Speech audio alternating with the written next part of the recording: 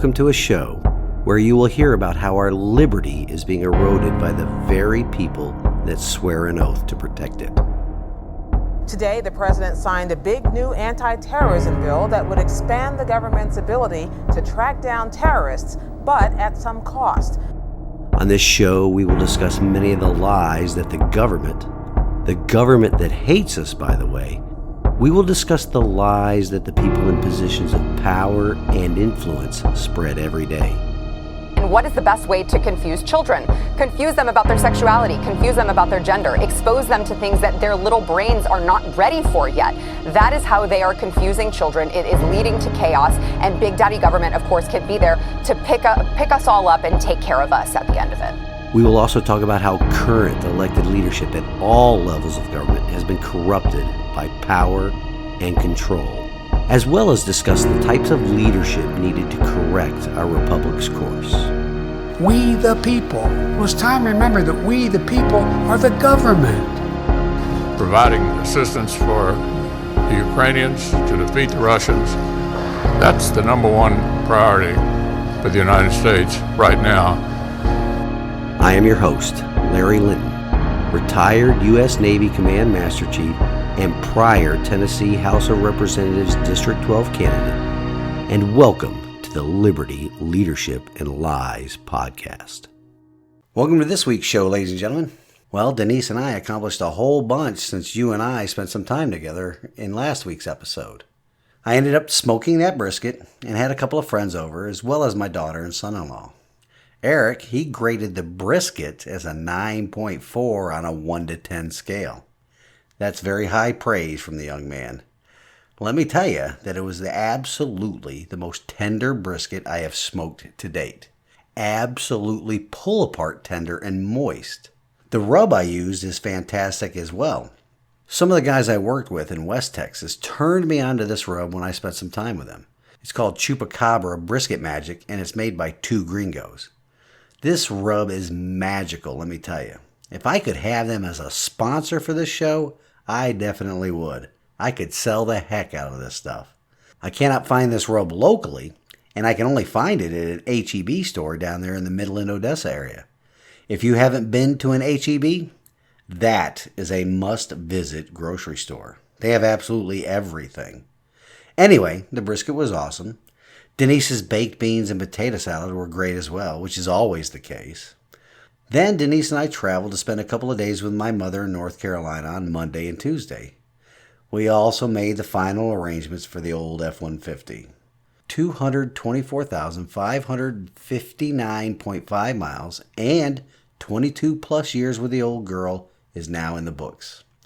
It's sad to see the old faithful truck go, but this weekend I will be picking up the new ride. I'm super excited about this new truck as well. Head over to my social media pages early next week to see the photos of what I will be calling the Beast when I pick it up. Oh, and Congresswoman Harshbarger's office and I are really close to hammering down the date and time for the interview. I'm really excited about this as well. It should be really soon, so stay tuned for that update. Congratulations goes out to Congresswoman Harshbarger on her becoming a member of the House Freedom Caucus. It's a group of conservatives that stand up to the uniparty in Congress to slow or stop their usurpations of our liberty. We'll be discussing that and some other actions happening in the U.S. Congress lately as I help share her message with her constituents here in Tennessee's 1st Congressional District. And like I said, I'm really excited to hear from her and have her on the show. And last night, I attended the Sevier County Town Hall hosted by Empowered Sevier. It was great to hear from the guest speakers at the event and catch up with some friends. There was Jefferson County Republican Party Chairman David Seal, a true grassroots conservative working for change not only in his county, but all across the state of Tennessee. I've spoken with David on a couple of occasions now, and I am really impressed with this gentleman. He is the real deal, and we need more people like him all over the state.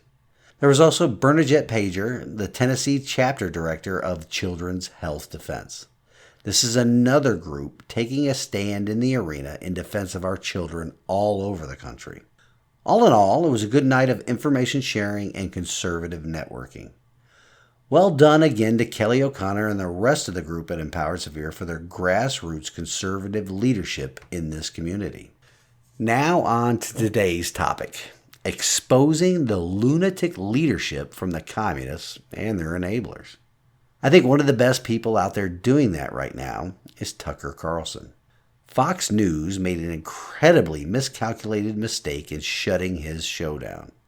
There's a lot of speculation about why Fox News did what it did, and until Tucker himself lets us know the reason, that is what it will remain, speculation.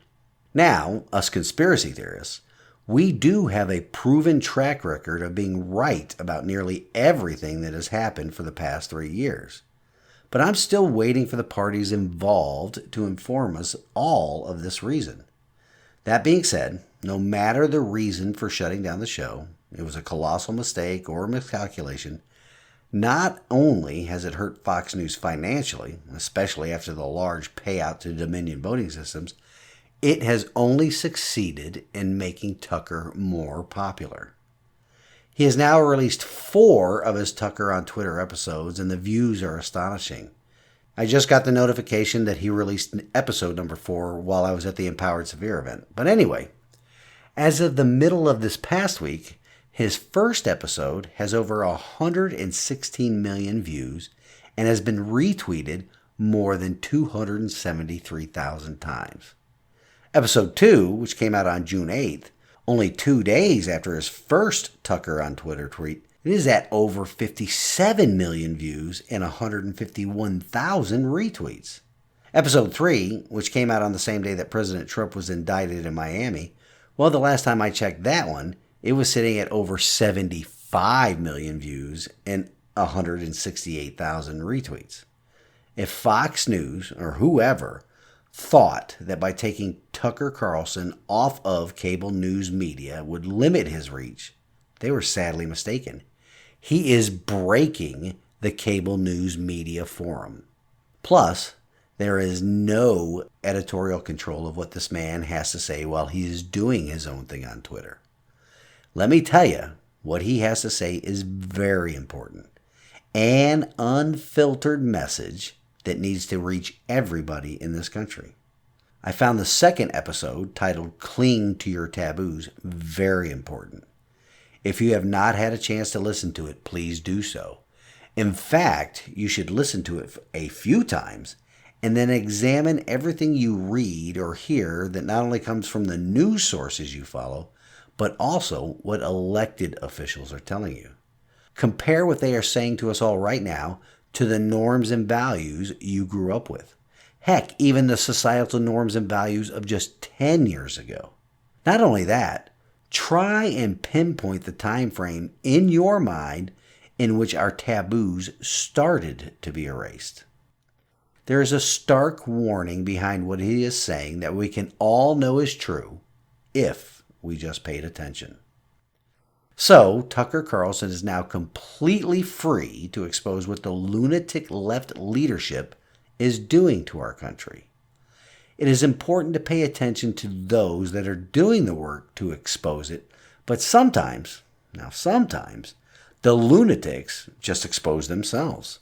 My news feed is filled with it every day. I'll just go over a few examples of the results of their actions that do not need a deep dive to find out about their lunacy. What is going on in California shines the brightest light on how destructive their policies are. I read a recent news story about a very large shopping mall called the Westfield San Francisco Center, once a very profitable mall in San Francisco. Well, the owners have decided to give up the property to the lenders behind the mall. Of course, this is only adding to the real estate pain that is going on in that city. The owners of that mall have more than $550 million in outstanding mortgage debt, and they have decided to just give that property up. All due to the deteriorating living, shopping, and safety conditions in that city and that state. San Francisco is the epicenter of the culture rot that is California. This move comes only a month after Nordstrom decided to close its store in the mall. And 2 hotels owned by Park Hotels and Resorts Incorporated, They are also being abandoned and loan payments stopped because the owners cannot turn a profit in a city where their locations are plagued by human poop, homeless camps, and the safety of their customers, which cannot be guaranteed by law enforcement. These two companies are just a small number in the list of companies that have or are leaving California because of the conditions created by the lunatic leadership in the government of that state. There are companies such as Hewlett-Packard, Chevron, Pabst Brewing, Snowflake, Palantir, and Tesla. They're on the list as well. Let me tell you, I have some consulting experience with one of the companies I just listed. They were on the leading edge of wokeness when I was working with them 5 years ago. Now, if that woke company is abandoning the woke state of California, you know there's a problem. As we have all been witness to over the past couple of years, because of the lunacy that is apparent in this woke ideology, we have discovered that people, companies, and government can never reach peak wokeness. They are all in a competition with each other to one-up the last entity's actions in that self-destruction. California also has the added detractors of some of the worst tax and regulatory policies in the nation. The explosion in crime, though, is the biggest factor here lately. With the California government enacting woke laws, such as the one that reclassified thefts as misdemeanors if the stolen goods totaled less than $950, that change in the criminal code alone created what a journalist called an epidemic of shoplifting. This was a journalist that worked at the New York Times, no less. That woke policy or change in law has led companies like Walgreens to shutter 22 stores in San Francisco alone these past 5 years. Which brings me to the next story I read. In the never-ending effort to outdo themselves, the California Senate passed Bill 553. This is legislation that would discourage retail store employees from confronting shoplifters. Here is the lunatic reasoning behind this piece of legislation, though. After hearing this, you tell me who the government is really protecting here. A Home Depot security guard was recently shot and killed during a robbery in Pleasanton, California. Because of that, the legislature of the state spends time, money, and effort to pass legislation that forbids employers from instructing employees to confront shoplifters. Some companies have entire loss prevention departments set up to do that very thing. Now, the state of California is telling companies that they cannot do it. So, they want to turn employers into criminals for preventing the crime of shoplifting.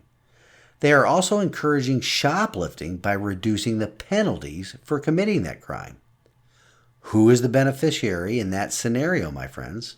Of course, only the criminals benefit. This only bolsters my earlier statements when I said that if you live in a blue city or a blue state, you have to get out. Not only for your physical safety, but for your financial security. These lunatic leftist governments put their cities and states on a path of destruction. They no longer serve the law-abiding citizens. They are beholden to the criminal elements. We all need to abandon those locations and let the systems there implode. It will do that eventually, and you do not need to be around for it to happen. Just across the bay from San Francisco in the city of Oakland comes more examples of the lunacy of leftist laws and policies. There's a growing number of small businesses there that are refusing to take cash. They are doing that in the hopes that thieves will leave them alone. Isn't that just wonderful? Completely altering a business model in the quote-unquote hope that thieves will leave them alone.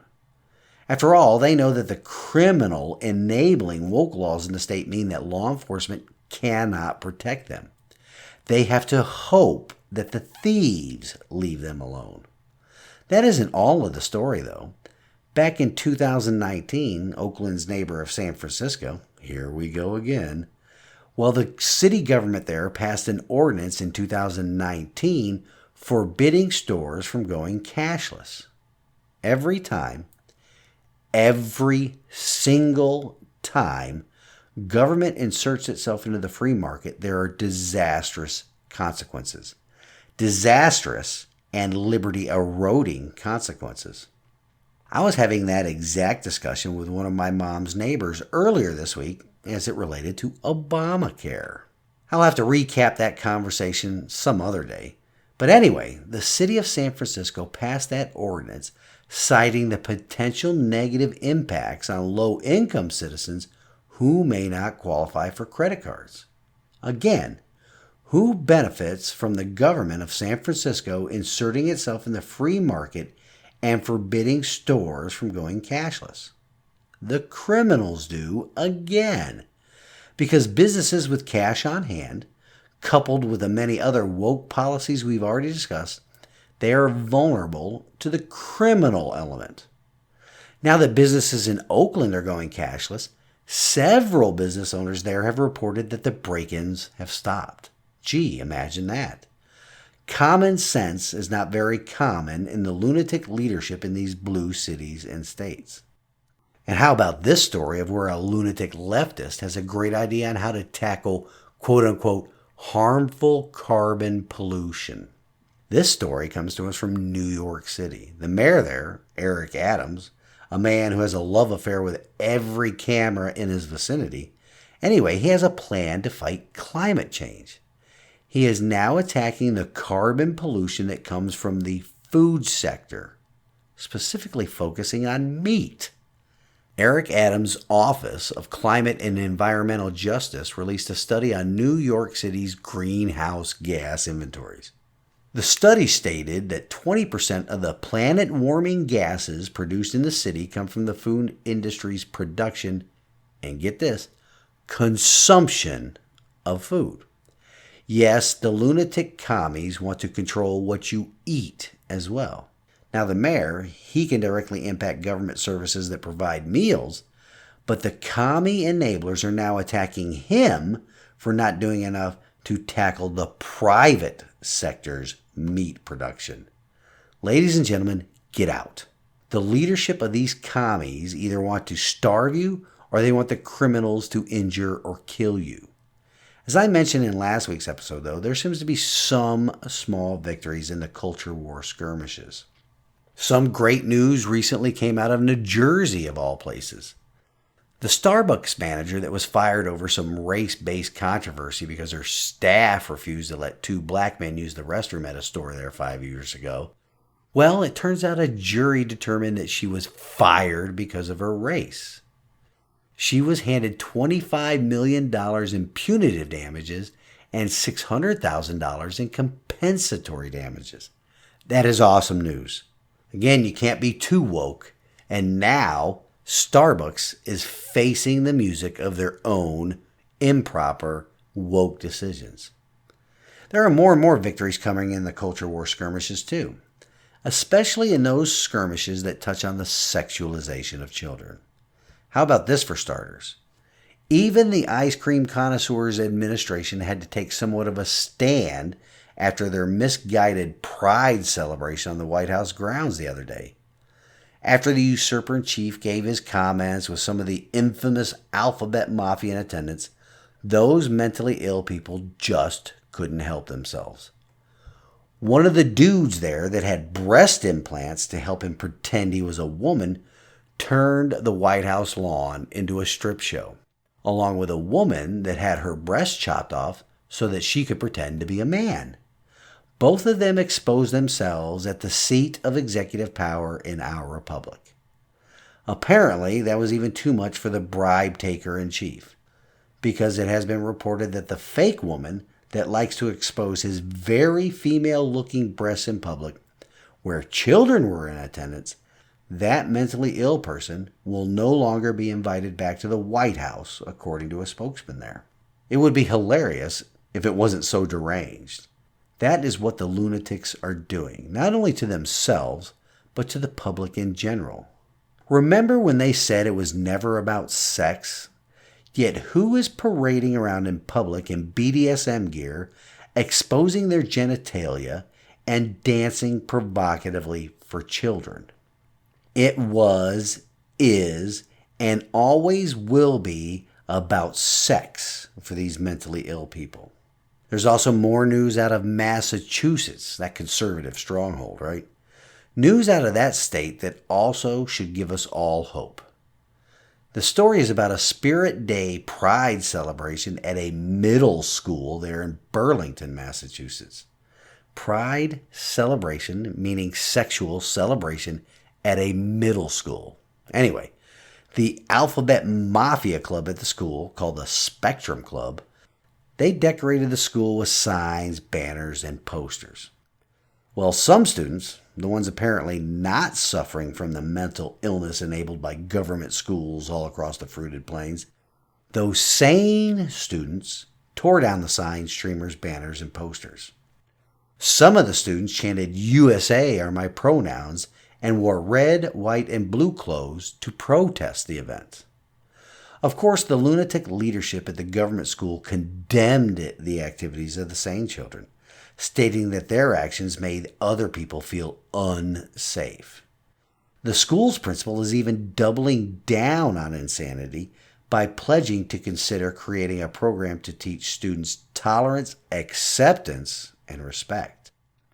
There's that word again, acceptance. Why is the government considering a program to teach children acceptance of beliefs that are in direct conflict with their faith and values? We all know the answer to that why question, don't we? A librarian at this school also condemned the protest by the sane children and used one of my least favorite phrases, homophobia. You do realize that the use of that word and any similar phobia word is an attempt to control the language, right? A phobia is a fear of something. By using that label, and quite successfully, might I add, they have manipulated these generations of children. Just because I do not accept the lifestyle choices of the Alphabet Mafia crowd, it does not mean that I'm afraid of them. Just like the lunatic leadership has successfully convinced generations of people that Christ's love for his creation should mean acceptance of every aspect of creation sins, the phobias have stuck as well. They want us all to believe that just because we don't accept them as they are, that we are afraid of them. We are not afraid of them, but because we do love them, we are afraid for them. Their decisions have an eternal consequence. Eternity is a long time, folks. But like I said, that story coming out of Massachusetts is good news because it demonstrates that even the children in blue states are getting sick of this sexual perversion being forced down their throats by government. Maybe next time they can exercise some restraint in the destruction of private property, but no restraint is needed in refusing to conform to the mental illness. No restraint is needed in refusing to accept a belief system that contradicts your faith and your beliefs. And even if it doesn't come from a place of faith, but from a place of common sense, do not comply to the coerced acceptance of a lifestyle sane people know is wrong. There is also more news coming out about the situation with Target stores around the country. This situation further solidifies the reason most people do not trust mainstream or legacy news organizations anymore.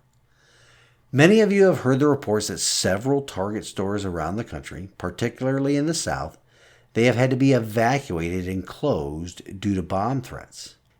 Each time one of these situations has happened, the legacy media rushes out with headlines that are similar in nature.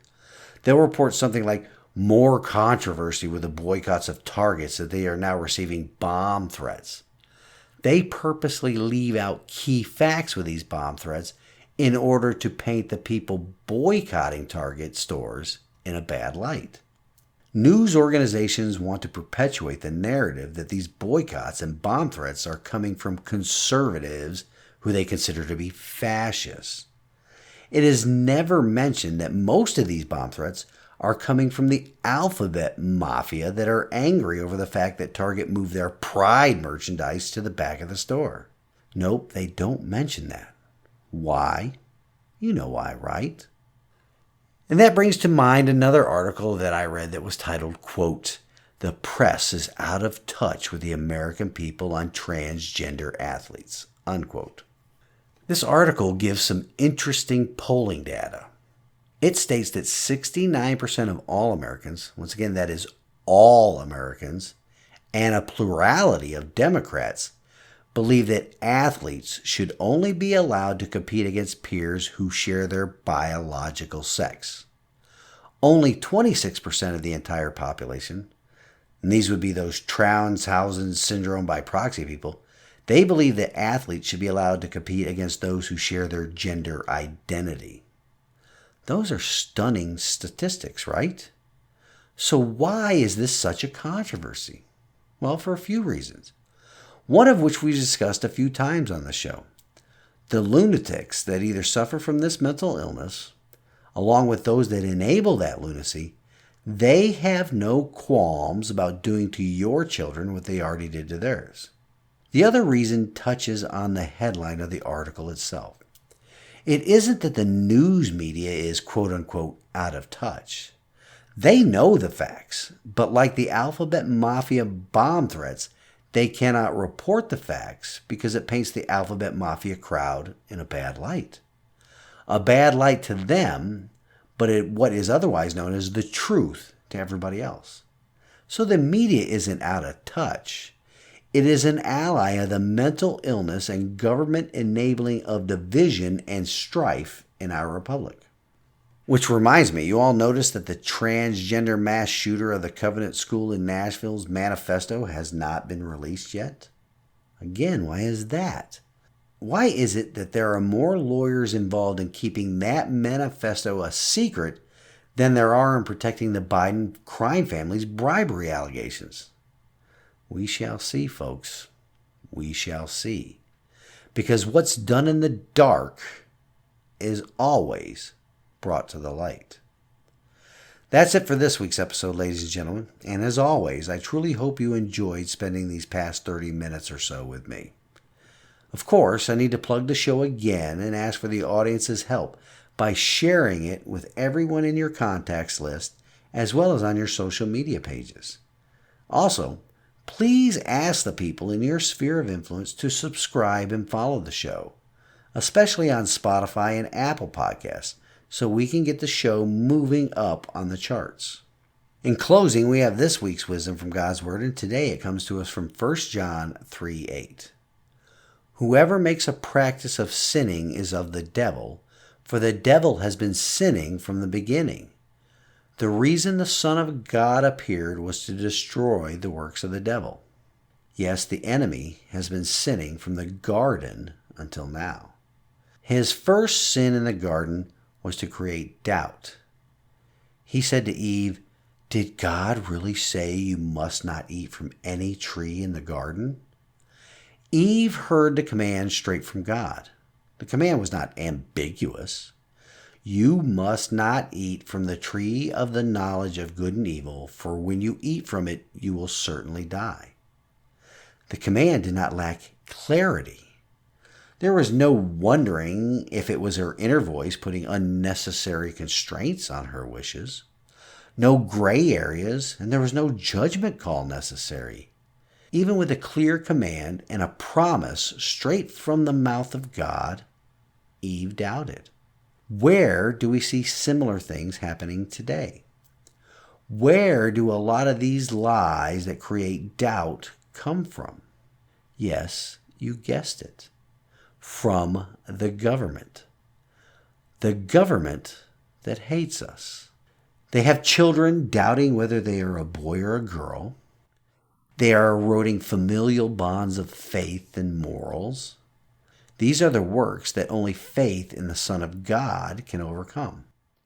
Is it any wonder why the government and their useful allies are working so hard to remove the Creator from our everyday lives?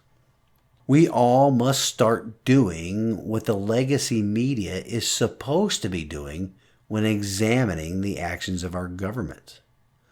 We need to compare what they are telling us at school boards, county commission meetings, general assembly sessions, hearings and debate in the Congress.